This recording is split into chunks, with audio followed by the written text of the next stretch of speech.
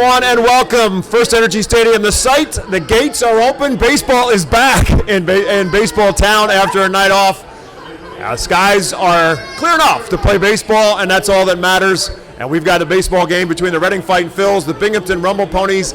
It's game 2 of this 6-game stand between the Phils and the Rumble Ponies. And we are live just inside Tompkins Plaza. The gates are open.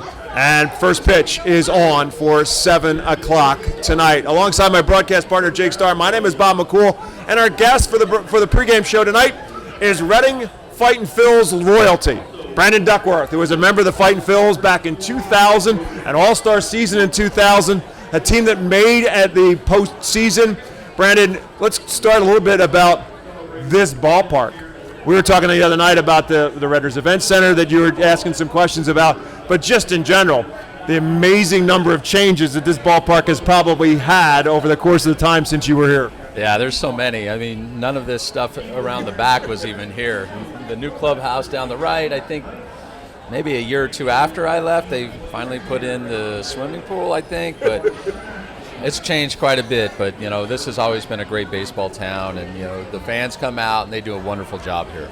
You are now a scout for the New York Yankees. We won't hold that against you, but that 2000 team that you were a part of is a great season for you as well individually. You were an Eastern League All-Star. But that team, what are your memories of that playoff chase and that playoff team that you had in 2000 here in Reading? It just seemed like we always just had something go right. You know, and it was somebody different all the time and just some big moments. I believe we were playing Harrisburg, and I can't remember, I think Valentino Pescucci hit a home run like late in the game, and then that just helped propel us, and then we went into the championship. We ended up losing, but you know, it was just such a great atmosphere with all the guys. I mean, we had a lot of, you know, guys that ended up making it to the major leagues, probably 10 to 12 guys.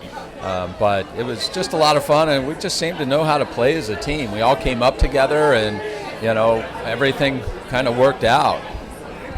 And then you spent a couple of years with the big club, the Philadelphia Phillies, before being traded. But just talk about those couple of years playing in Philadelphia, playing at Veterans Stadium. What was that experience like, playing in front of that fan base?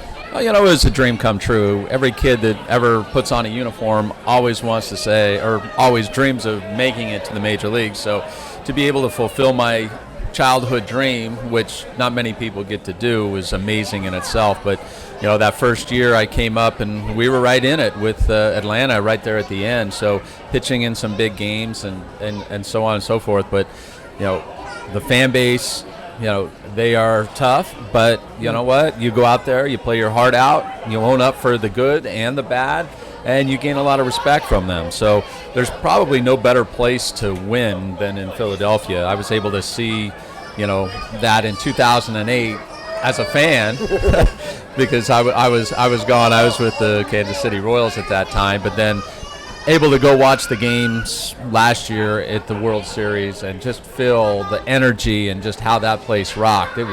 It's amazing. I've never been in an atmosphere like that ever.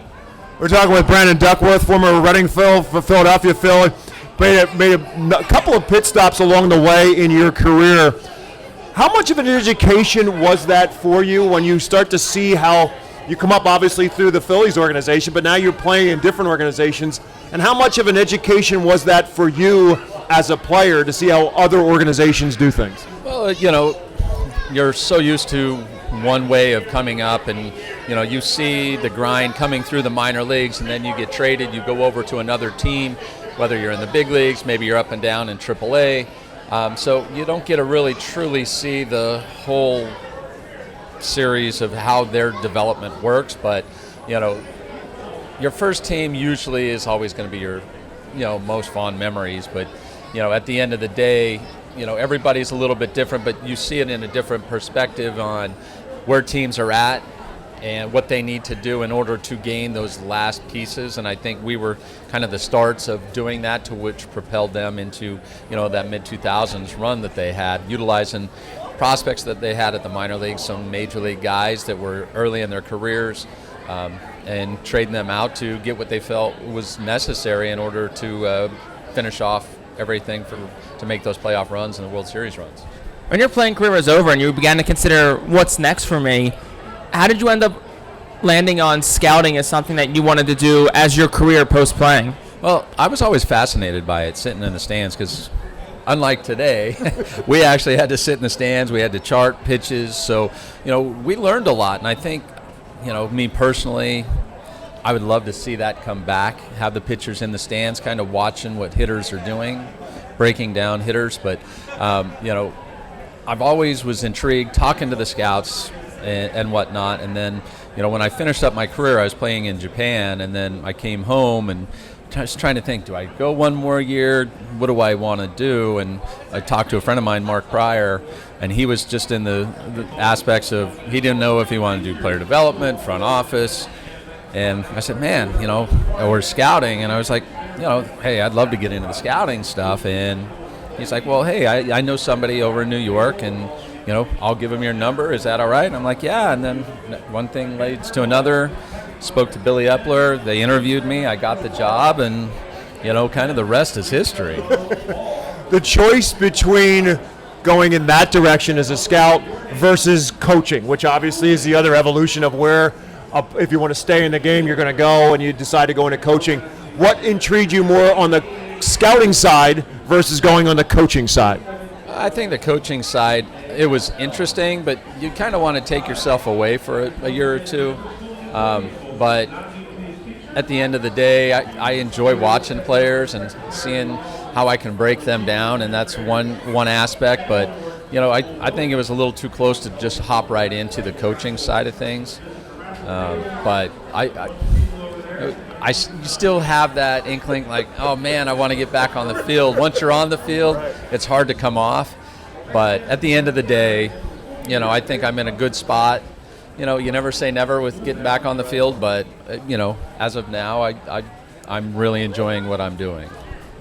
Only have had a chance to watch this Reading team on the field for a night so far. Last night was, I guess you could say, air qualitied out. I don't really know how to word it. It's smoked out, air quality out. Probably the first non-rain postponement since COVID, and before COVID, you probably didn't have many non-rain postponements, but limited sample size so far for you. You still have 5 games left of this series to watch this Reading group, but just from that one game you've seen so far, has anything really stood out to you about these guys so far?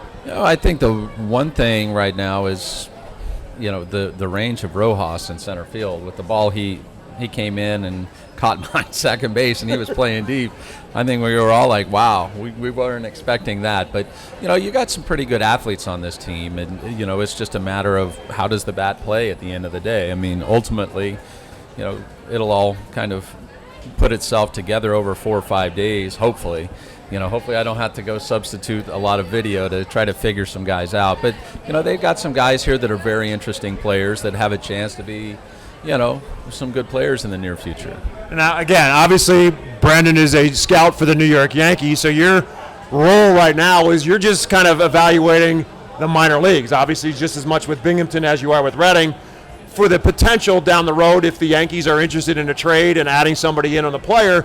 Now they're going to go to you now and your reports and to say, what are you thinking of these players if we're going to look to add them in a trade somewhere down the road? I'm assuming, but am I correct? Yeah, you're correct. And, I have the Phillies organization, so I'll have reports on pretty much every guy, like who I think are their best prospects, what I think that they're going to be.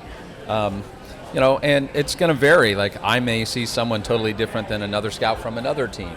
Maybe one of our other guys comes through. If there is a chance to make a trade, they just want a fresh set of eyes to say, okay, something may be a little different. What do you think? And, hopefully I'm on point with everything. So, I'm kind of the point man for the Phillies organization. And, there's certain guys that you like. How do they fit your own organization? So at the end of the day, we're here to facilitate those reports on top of the analytical reports that they have within the office that the analysts provide, and see how does this guy mesh, and maybe we're drastic differences, and you try to figure out why. And last one for me here. We are nearing about a month away from probably your busiest time of the year. The trade deadline is coming up. What's that few weeks leading up to the last of July like for you and fellow scouts as teams begin to decide, okay, what prospects are we going to want when we trade for our, big guys in some cases? Well, we're in a good fortune as we've been pretty much buyers the whole time, so we don't have to worry as much on the minor league side. Now, when we had that, I think it was in 16 when we traded Chapman, Andrew Miller, then it was crazy. We were all over the place. Go in, watch 3 games here of these handful of prospects at a certain level, and you're just bouncing around. You never know where you're going to go from 1 week to the next. 2 days before, you still don't know. Day before, okay, you're going to go to, say, Tulsa, Oklahoma, or you're going to go to Clearwater, Florida, or Vancouver, British Columbia. You don't know.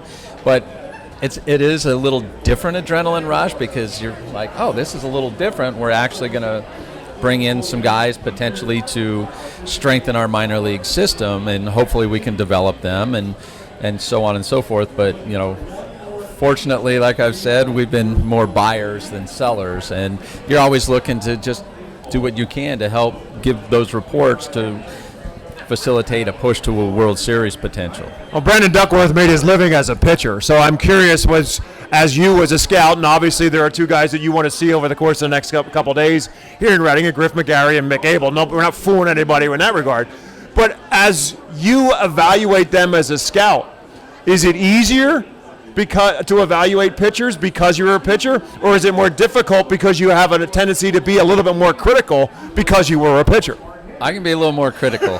That's for sure, and everybody will say that. But you do love players. You like to watch them. You like to say, oh, man, this guy can be X, Y, or Z.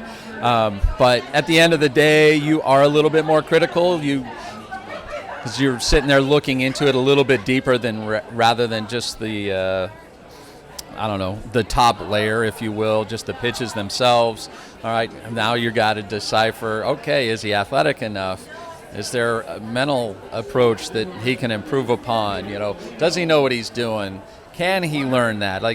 Those are the nuances that I think sometimes get looked over a little bit, and I know I can be very difficult at times, but at the end of the day, you're wanting to make the best decision, and hopefully it all pans out for your own club. Fascinating stuff. I could talk baseball with you all day long, but we do have to get out of the way because there's a baseball game. He's got to go to work and do his job. Jake Starr and I have to go to work and do our job. Reading Fightin' Phil's Radio Network, we're going to take a timeout. We'll be back starting lineups and first pitch. Phil's and Rumble Ponies coming your way next.